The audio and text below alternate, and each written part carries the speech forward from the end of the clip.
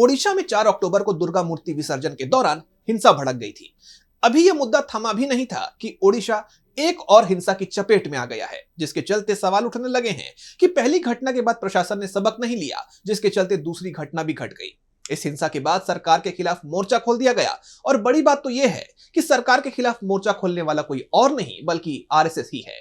तो क्या है पूरी खबर? ओडिशा में क्यों भड़क उठी हिंसा और अभी कैसे हैं वहां के हालात, जानेंगे इस रिपोर्ट में। ओडिशा के कटक में 4 अक्टूबर को देर रात दारागा बाजार क्षेत्र में दुर्गा मूर्ति विसर्जन जुलूस के दौरान हिंसा हुई। इसे रोकने की कोशिश चल ही रही थी कि 5 अक्टूबर को एक और झड़प के चलते हालात खराब हो गए। एक वरिष्ठ पुलिस अधिकारी ने बताया कि हिंसा में 25 लोग घायल हो गए, जिसमें 8 पुलिसकर्मी भी शामिल हैं। इन घटनाओं के बाद इंटरनेट पर रोक लगा दी गई। इलाके में सुरक्षा बलों की तैनाती है, साथ ही 36 घंटे का कर्फ्यू भी लगा दिया गया।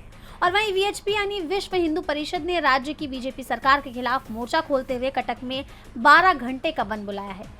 दरअसल ओडिशा में दुर्गा मूर्ति विसर्जन के दौरान डीजे की आवाज को चलते 2 गुटों के बीच झड़प हुई। हिंसा के बाद कटक में 13 पुलिस थाना क्षेत्रों में निषेधाज्ञा लागू कर दी गई और इंटरनेट जैसी तमाम सेवाएं बंद कर दी गई। वहीं वीएचपी यानी विश्व हिंदू परिषद ने सरकार पर आरोप लगाया कि बीजेपी सरकार ने शांतिपूर्ण तरीके से विसर्जन करवाने का आश्वासन दिया था, लेकिन सरकार अपने ही वादे में विफल रही। सरकार के खिलाफ मोर्चा खोलते हुए विरोध में बाइक रैली निकाली गई और जब प्रशासन ने वीएचपी की इस रैली को रोकने की कोशिश की तो दोबारा हिंसा के हालात बन गए।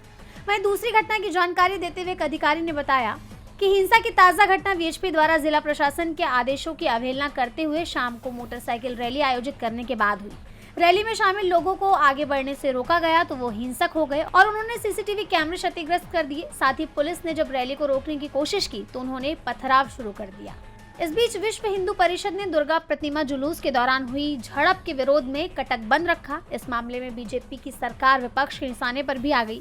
पूर्व मुख्यमंत्री और बीजेडी प्रमुख नवीन पटनायक ने कहा, कटक भाईचारे का शहर है जहां हिंदू, मुस्लिम, सिख और ईसाई सभी मिलजुल कर रहते हैं और त्योहारों के दौरान कोई भी समस्या नहीं होती। सरकार ना तो कानून व्यवस्था की स्थिति को संभाल पा रही है और ना ही अत्याचारों को रोक पा रही है। जब से बीजेपी सरकार सत्ता में आई है, अपराध दर में वृद्धि हुई है। जहां इस मुद्दे पर विपक्ष ने सरकार को घेरा हुआ है, वहीं अब खुद आरएसएस के विश्व हिंदू परिषद यानी वीएचपी ने भी बीजेपी को आड़े हाथों लेते हुए सरकार के खिलाफ मोर्चा खोल दिया है, जिससे सरकार दो तरफा घिर गई है।